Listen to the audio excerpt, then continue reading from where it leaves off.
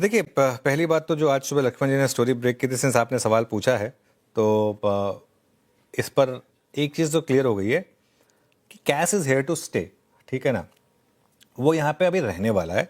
और ऑब्वियसली सेबी चाहता है कि थोड़ा सा अब एक्सचेंजेस जो हैं वो पार्टिसिपेशन बढ़ाएं, और जैसे जैसे पार्टिसिपेशन बढ़ेगा, जैसे जैसे 3.15 के बाद वो और वॉल्यूम आएंगे, उसके बाद ये जो चीज़ है ये ठीक हो जाएगी।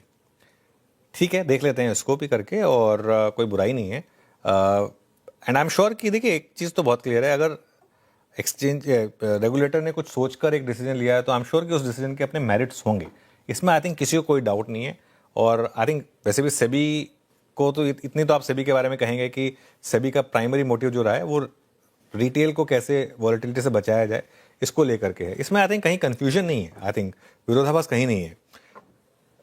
पॉइंट सारा ये है कि इसकी वजह से अगर मार्केट का इक्विलिब्रियम खराब हो रहा है तो क्या हमें ज़रूरत है एक बार स्टेप बैक करने की, कुछ दिन तक शायद मॉक ट्रेडिंग करके देखने की, और उसके बाद देखने की कि इसको उस तरीके से इम्प्लीमेंट किया जा सकता है या नहीं किया जा सकता है। वो एक पॉइंट है आई थिंक।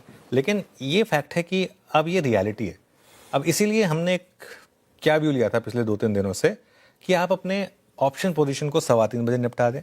दूसरी बात, उस दिन के ऑप्शंस में गैम्बलिंग ना करें। वो तो वैसे भी मेरा व्यू रहता है, आपको पता ही है। मैं बहुत कम उस वीक के ऑप्शंस की नॉर्मल ट्रेड्स की बात करता हूँ। मेरा नॉर्मली हमेशा भी होता है कि अगले हफ्ते के या मंथ एंड के ऑप्शंस में काम करें सीधा। ठीक है, सॉर्ट होगा। ये भी टीदिंग प्रॉब्लम है, किसी भी नए सिस्टम में टीदिंग प्रॉब्लम होती है। यहाँ पर भी थोड़ी सी टीदिंग प्रॉब्लम चल रही है, तो उसका एक इम्पैक्ट आपको देखने को मिल रहा है। बस ये है कि मैंने जो एक चीज़ कही थी कि इससे ये ना हो जाए कि बहुत कम वॉल्यूम में कैश के एकदम से जो मतलब जो 3.15 से 3.5 के एकदम बहुत कम वॉल्यूम पे प्राइस ऑप्शंस के डिस्टॉर्ट हो जाए, और उससे वापस कहीं वो फिर वो जेन स्ट्रीट वगैरह जैसा वाला मामला ना आ जाए। अब इशू क्या है कि जो दूसरा सेशन होता है ना, ये एक और चीज़ मैं आपको एक्सप्लेन कर देता हूँ, ये बहुत लोगों को शायद पता नहीं है। 3:30 पे नहीं बंद होता है ये 3:28 से 3:30 के बीच में कभी भी बंद हो जाता है। जैसे प्री ओपन 9:07 से लेकर 9:08 के बीच में डायनामिक टाइम होता है। 9:07 कभी 9:07 पे बंद हो जाता है, कभी 9:07:02 पर बंद होता है, कभी 9:07:58 पर बंद होता है। ठीक है, ताकि कोई ज़्यादा इसमें मतलब जो बिड कर रहा है वो तमीज़ से बिड करे, ये उल्टा सुल्टा कुछ भी ना करे। इसके लिए वो कट ऑफ जो होता है ना, वो रैंडम होता है, कभी भी हो जाएगा वो कट ऑफ। तो इसके लिए जब आप देखते हो कि प्री ओपन जब शुरुआत होता है तो ऑल ओवर द प्लेस कहीं भी रेट आ रहे होते हैं। जैसे ही आप 9:07 के करीब आते हैं, धीरे धीरे वो प्री ओपन सेटल होना शुरू होता है ना, क्योंकि आपने जो भी बिड्स वगैरह डाली होती हैं फिर आप उसको मॉडिफाई करते हैं उस हिसाब से कि आप एकदम, क्योंकि वरना आपका ट्रेड एग्जीक्यूट हो जाएगा। मान लो फाइनल सेटलमेंट प्राइस से अगर आपने 100 रुपये ऊपर का डाला होगा तो वो एग्जीक्यूट हो जाएगा। तो इसके लिए तो 3:28 से 3:30 के बीच में कभी भी वो जो सेशन है, वो लिमिट ऑर्डर वाला जो सेशन है, वो 3:28 से 3:30 के बीच में कभी भी बंद हो जाता है आपके साथ। हालांकि मेरा व्यू अभी भी यही है, वहाँ से रिजेक्शन आया, वहाँ से आप स्लिप हो गए, लेकिन ये ट्रेंड रिवर्सल नहीं है। ये सिर्फ एक ट्रेड थी जो प्ले आउट हुई है। अभी भी हम 24,350 के ऊपर हैं, और जब तक हम 24,350 के ऊपर हैं, मार्केट का बड़ा ट्रेंड पॉजिटिव है। और जब अगर बड़ा ट्रेंड पॉजिटिव है तो उसमें जो आपका लॉजिकल टारगेट होता है वो हिट होना चाहिए। तो 24,800 इस मूव में हमारा लॉजिकल टारगेट है पोजिशनली, उसमें चेंज नहीं है। ये जो आज ट्रेड थी ये इंटरडे की ट्रेड थी कि इंटरडे में आप अगर इसको रिजेक्शन देखेंगे तो एक बार के लिए आप वापस नीचे आ सकते हैं। तो वो व्यू इंटैक्ट था, वो व्यू अभी भी ठीक ठाक चल रहा है। अच्छा, एक और दिक्कत हुई है कैश की वजह से। क्या हुआ है ना, कैश की वजह से टेक्निकल चार्ट पर फर्क पड़ा है। ज़्यादातर लोग क्या करते हैं, कैंडलस्टिक चार्ट्स बनाकर उसके बाद उसको ट्रेड करते हैं। ठीक है, अब कुछ लोग 5 मिनट का चार्ट यूज़ करते हैं, कुछ लोग 15 मिनट का यूज़ करते हैं, कुछ लोग 1 घंटा का यूज़ करते हैं, कुछ लोग 2 घंटे का यूज़ करते हैं। लेकिन इससे हुआ क्या है, कल की आखिरी कैंडल और आज सुबह की पहली कैंडल, इवेंचुअली मार्केट का जो टेक्सचर है वो ठीक है। मतलब कल का आखिरी जो मूव होगा वो पहले उसमें एडजस्ट हो जाएगा, लेकिन जो कैंडल्स है ना उस पर फर्क पड़ता है। तो उसमें फिर आप अगर अपने टाइम फ्रेम से उसको एडजस्ट करेंगे तो उसमें दिक्कत आती है वहाँ पर सारी के सारी। ठीक है, तो और ऐसे में एक और दिक्कत है, काफ़ी वॉल्यूम आपके 3:15 के बाद आते हैं। सबसे ज़्यादा मार्केट में जो पार्टिसिपेशन होता है वो पहले घंटे में होता है या आखिरी घंटे में होता है। और जो आखिरी घंटे के वॉल्यूम से उनमें एकदम से काफ़ी आगे मुझे लग रहा है कि रिस्क रहेगा आगे जाते हुए थोड़ा सा। तो ये एक और दिक्कत है मार्केट की कि वॉल्यूम पर इम्पैक्ट पड़ेगा। तो ऐसे में स्टॉक स्पेसिफिक रहें। वैसे भी एक व्यू हमने कर लिया था कि जब तक थोड़ा कन्फ्यूजन ना दूर हो जाए, थोड़ा सा हम क्लोजिंग स्ट्रैटेजी नहीं ही लेंगे या न्यूट्रली रखेंगे, है ना, तो वो अभी भी ठीक है। बाकी स्टॉक स्पेसिफिक अच्छे मूव्स हैं, और जैसा कि हम एक्सपेक्ट कर रहे थे, आप लार्ज कैप आईटी देखिए, आप टीसीएस देखिए, आप इन्फोसिस देखिए, आप आज एचसीएल टेक देखिए, आप पूरा का पूरा निफ्टी आईटी देखिए, आप यहाँ पर प्रॉफिट बुकिंग आ रही है। ये एक स्पेस है जिस पर मैं 2-3 दिन से कह रहा हूँ कि अब यहाँ पर उछाल में आप अपने प्रॉफिट कन्वर्ट करें, क्योंकि एक बहुत बड़ा मूव आ चुका है। इसमें हमने एग्जैक्ट ऑलमोस्ट बॉटम से एक मूव प्ले किया था, 3-4 हज़ार पॉइंट की रैली मिल चुकी है इसमें।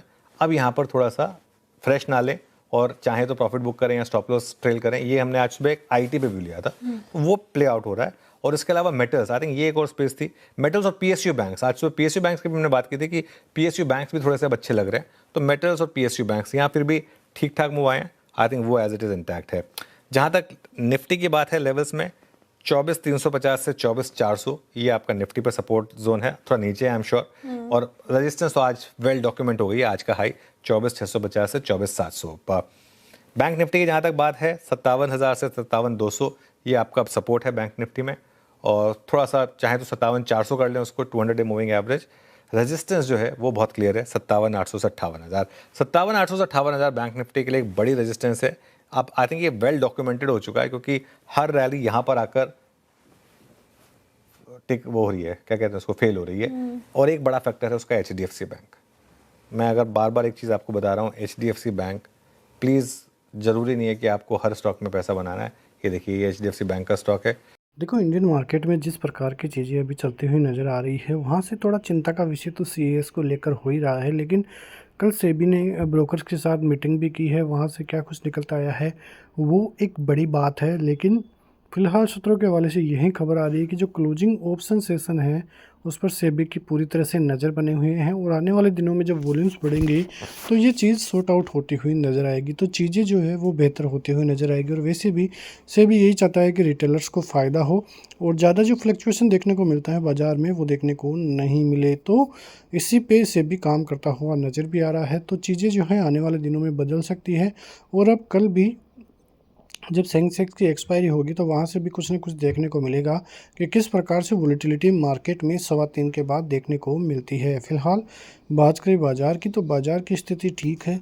ग्लोबली सेंटिमेंट है वो भी पॉजिटिव ही देखने को मिल रहे हैं। क्रूड ऑयल में गिरावट देखने को मिल रही है, चीज़ें भी पहले से बेहतर होती हुई ही नज़र आ रही है। और आज बाज़ार की आप क्लोजिंग की देखोगे तो 24,624 की क्लोजिंग है, जबकि जो मार्केट है 3:15 पे 24,580 पे बंद होता हुआ नज़र आया था। तो ये 40 से 50 पॉइंट 60 पॉइंट की जो मार्जिन है बीच में, वहाँ पे कुछ ना कुछ अब सेबी को करने की ज़रूरत है, क्योंकि ऐसे तो चार्ट के हालात ही थोड़े बिगड़ते हुए नज़र आ रहे हैं। क्योंकि लोग बाग जो चार्ट देख के काम काज करते थे, वहाँ पे उनको कुछ ना कुछ कन्फ्यूजन बाज़ार की तरफ से दिखाई दे रही है। तो यदि ऐसी स्थिति रहेगी तो दिक्कतें इंडियन मार्केट के लिए फ़िलहाल बढ़ती हुई नज़र आ सकती है। तो बात करें आगे के लिए सेंटीमेंट की, तो इंडियन मार्केट के सेंटीमेंट काफ़ी पॉजिटिव आगे के लिए देखने को मिल रहे हैं।